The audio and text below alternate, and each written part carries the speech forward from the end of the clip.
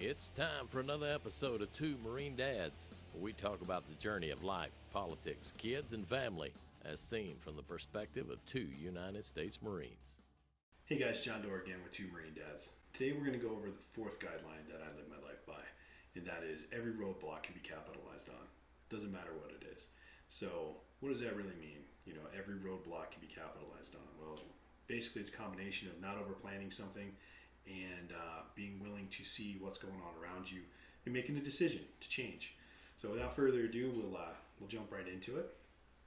Again, guys, every roadblock can help you. Every roadblock can be capitalized on. You just have to be willing to understand and do a little bit of homework and understand how you can effectuate change, how you can be the change. No, how you can overcome and outflank the sick, twisted shit life throws at you. And trust me, it can throw some really negative shit your way. It can also throw some really positive stuff your way, as long as you're open to seeing it. Mike Tyson would like to say that, everybody has a plan until they get punched them out. Pop, and he's right. In Marine Corps terms, we'll put it in terms like this: no plan survives first contact with the enemy. It's just a fact of life. You don't know what the other person has. You think you do, and you plan for it accordingly, but you have to improvise, adapt, and overcome. That's the Marine Corps mantra. So, with that being said,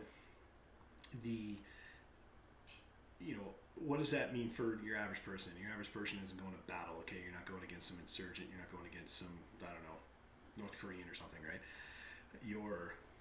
Your battle is life. So, in construction terms, what does that mean? Construction terms, you go to build a foundation.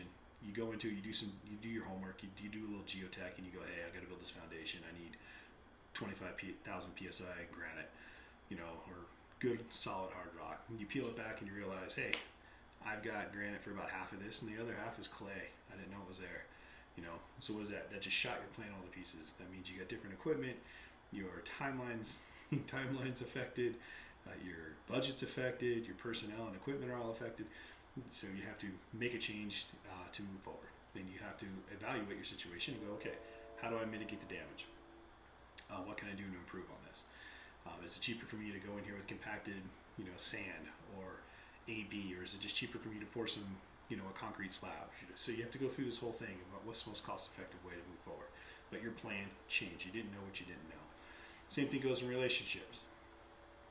Hell, you could be standing in line at the checkout counter in Smith's and find the next love of your life. You don't know because you just started a conversation with somebody, but you didn't know that when you walked in.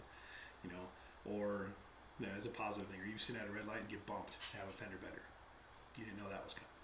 So, I'll give you some real world examples of how to improvise and overcome on a personal level. I decided when I was in sixth grade, I wanted to be a U.S. Marine. That was my goal. It's what I want to do.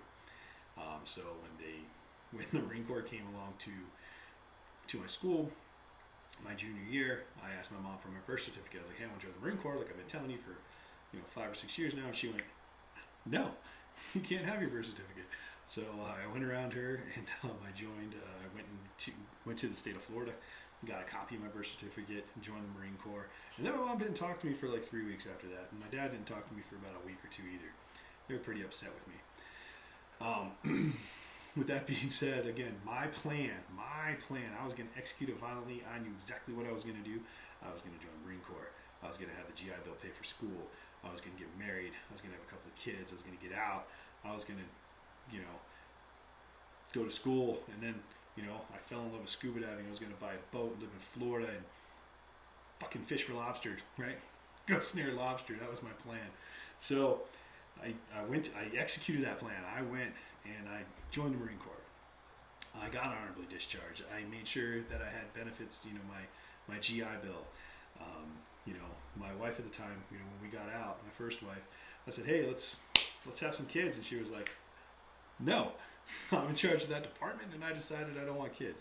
So after a lengthy, about a year or two going back and forth trying to reconcile that amongst a few other things, it turned out that we just had irreconcilable differences. Still respect her. I respect her decision.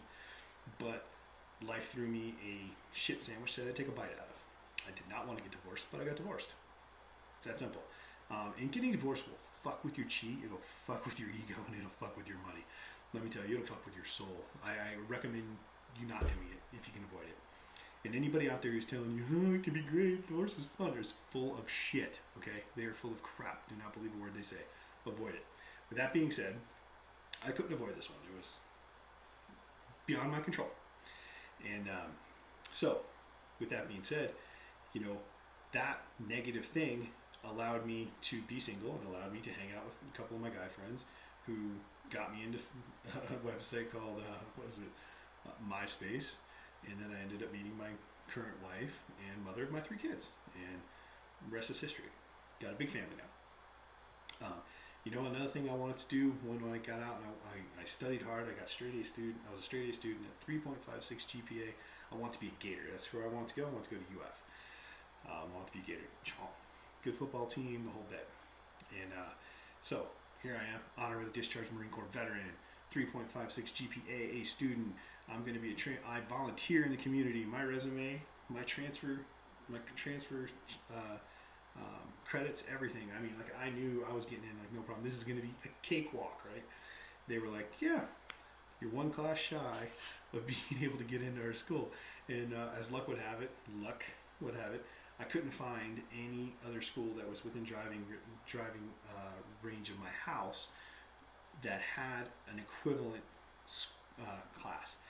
I checked everywhere, like every place from like Okeechobee south, from Tampa south. I looked and I could not find an equivalent class. So I wasn't about to spend a year doing this and doing nothing.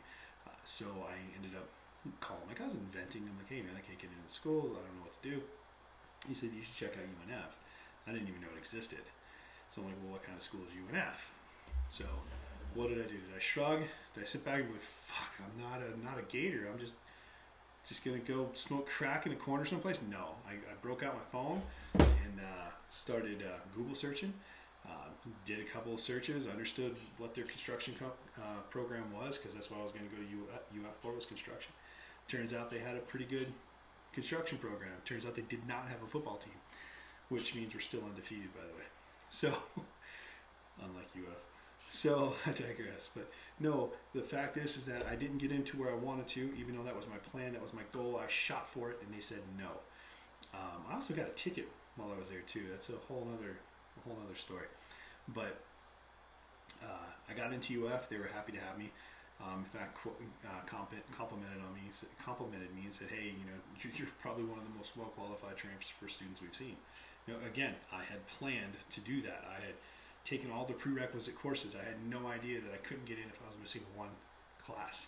It turned out that's what life did. Had it not been for that, I would have never been in Jacksonville.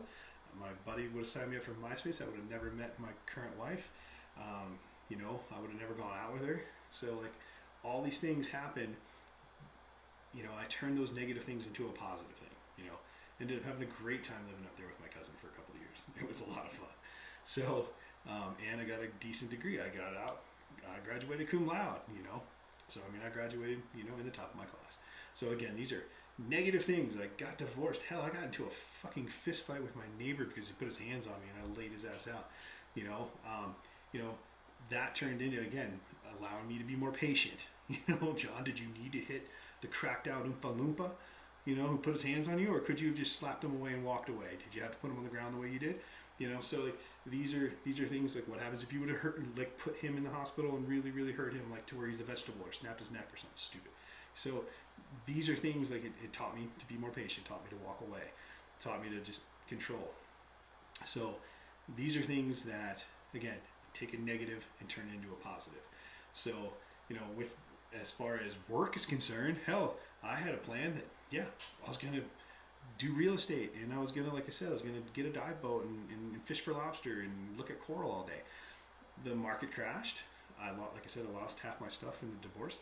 So half my properties went away. The properties that I did keep lost their value almost entirely, less than half.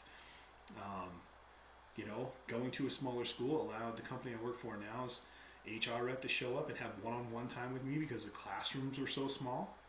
I don't know that I would have been afforded that at the larger school.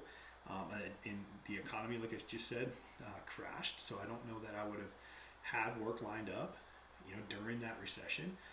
So there was, all these things were like I thought were just negative. Oh, this sucks. Life just kicked me, turned them into a positive.